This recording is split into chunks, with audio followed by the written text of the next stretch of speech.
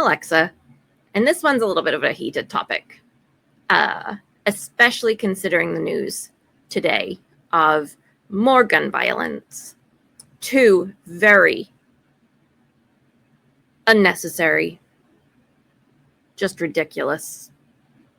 There's a school shooting where several children were killed, and it's getting practically no press because a right-wing, extreme, intolerant, who preaches intolerance, who also said, in probably more words than this, that people being killed by guns is just the price we have to pay for the Second Amendment.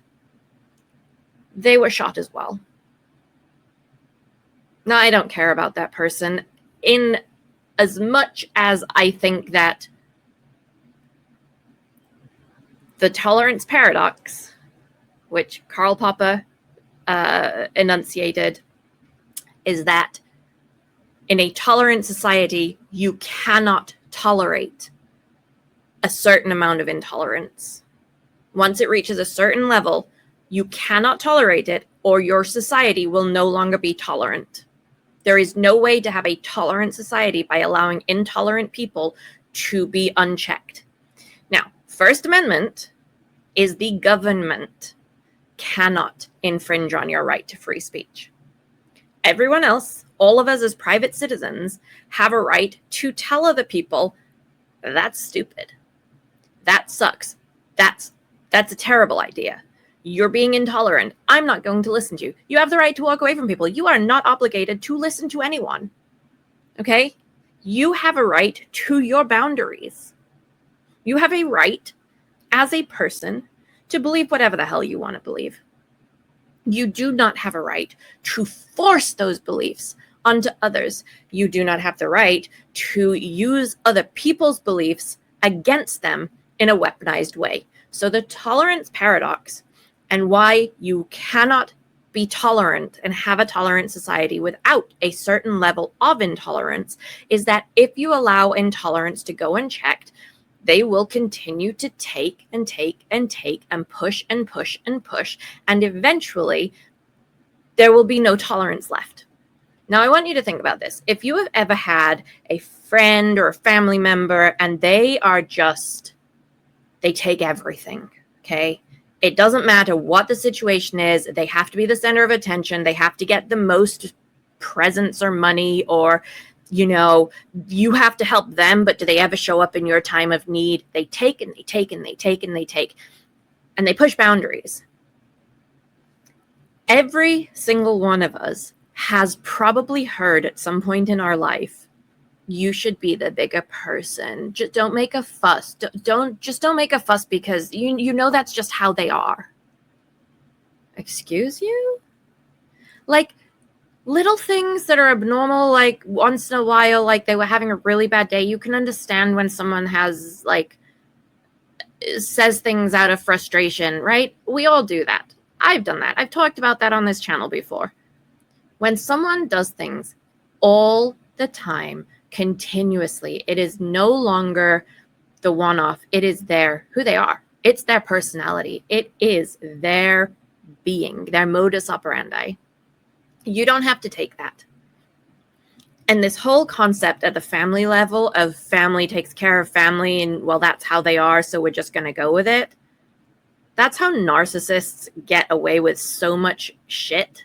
Okay? That is how golden children, the proverbial golden child, gets away with everything, and others end up hurt and frustrated and annoyed and unseen over their lifetime, right? You cannot tolerate certain things. There's something there's this concept of kind versus nice, and I've talked about that on this channel before as well. And I talk about this example because it's so easy to understand. When you are a parent, okay, you cannot give your child anything and everything they want. You can't.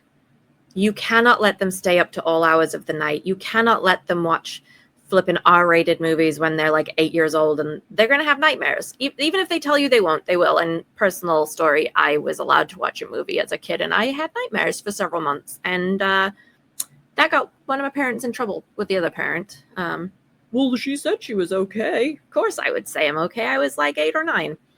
You can't let your kids just eat candy all the time or only eat chicken nuggets and mac and cheese. Like, where are the vitamins, right? You can't let your kids not brush their teeth. You can't let them not take showers when they need them.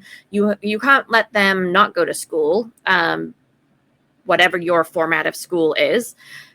You have to have boundaries with your kids. And you do that so that they grow up and they learn to regulate their emotions, to put their own boundaries in place, to be healthier. Literally, children need so many hours of sleep a day, dependent on their age, the number changes, in order for their brains to actually develop properly, their brains and their bodies. Like, it's a physical need. So you cannot tolerate and give them everything they want. You have to put boundaries in place.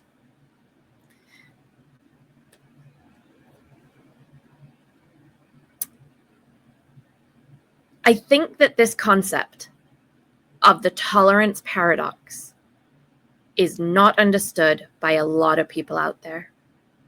They do not understand the difference between someone who is very intolerant, who spews hatred and divisiveness, white supremacy concepts, that certain people are inherently less because of where they were born or the color of their skin or whatever, their gender, their sex, right? All of these things.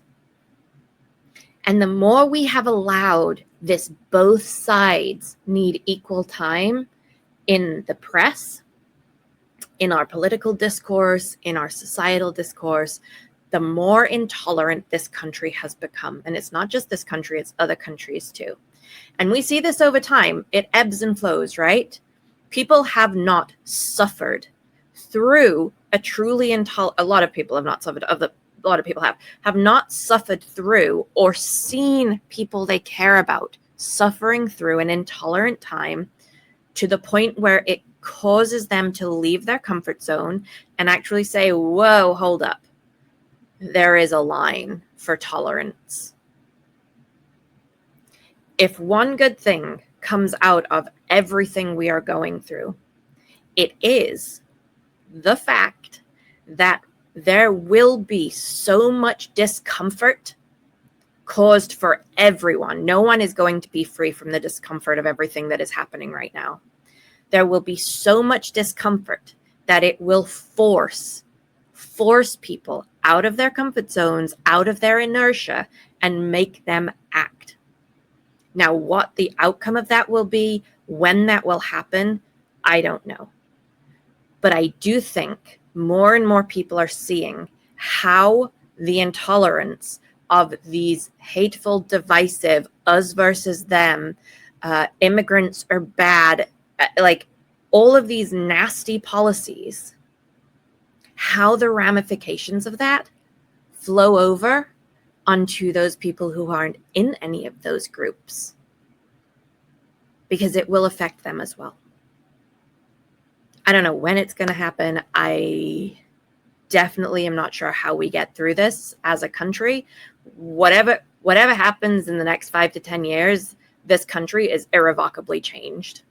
That change is still occurring, and there is still a tipping point where we could save democracy and bring it back to a more tolerant society. But no, there's that whole thing when you let one white supremacist show up in a bar and, oh, they seem nice, so you let them, and then they bring one friend, and then after a while your bar is a white supremacist bar. There is a point where there is a zero tolerance line. In order for your place of business to be welcoming and tolerant and accepting of everyone, there are certain things you absolutely cannot accept. It just is what it is. For those who, the paradox means two things that seem diametrically opposed, complete opposites that couldn't exist at the same time actually exist like at the same time. Funny story, when I was in high school in my English class, we had a quiz, and I'm so mad at this. I'm still mad at this. How many decades later? There was an ad. I think it was a perfume ad, but it could have been like, I don't know, Calvin Klein jeans or something. And it was a guy and a girl on a beach. And the phrase was, "She is always and never the same." And I didn't get it. I didn't get that it was a paradox, that that's what it was. My mind went blank on that question. And when I got it back, when I got my quiz back and I realized what it was, I was so mad. And I've never forgotten what a paradox is since. So, hey, you fail, you learn. It sticks with you, right? This is a short one. It is definitely a very, very emotional, high emotion subject for a lot of people, especially with the news today. But we are here because we have been told we have to be tolerant, and our tolerance, our belief in tolerating other people and giving people and allowing them their own beliefs, that has caused intolerant people to keep taking a mile when we give an inch. So if you want to look up more on this, it is The Paradox of Tolerance. Again, it's by Karl Popper, Popper. I will put that in the description. Let me know your thoughts. Be kind to yourself.